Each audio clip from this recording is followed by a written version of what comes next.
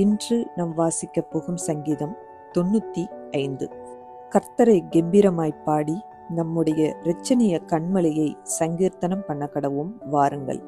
துதித்தலுடனே அவர் சந்நிதிக்கு முன்பாக வந்து சங்கீதங்களால் அவரை ஆர்ப்பரித்து பாடக்கடவும்.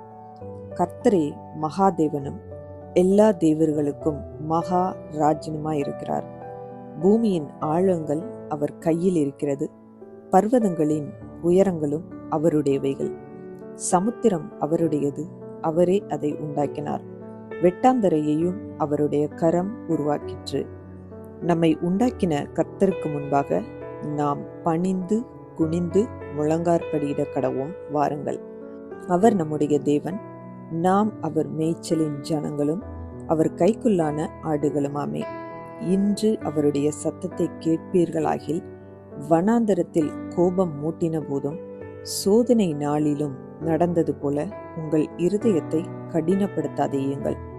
அங்கே உங்கள் பிதாக்கள் என்னை சோதித்து என்னை பரீட்சை பார்த்து என் கிரியையையும் கண்டார்கள்.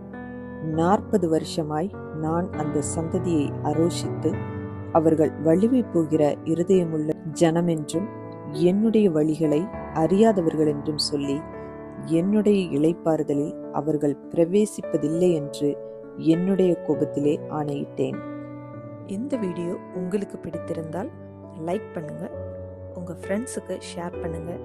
இன்னும் நம்ம சேனலை சப்ஸ்கிரைப் பண்ணலைன்னா மறக்காம சப்ஸ்கிரைப் பண்ணுங்க. சைடில் இருக்கிற பெல் ஐக்கானை ப்ரெஸ் பண்ணுங்க. மீண்டும் சந்திப்போம். நன்றி.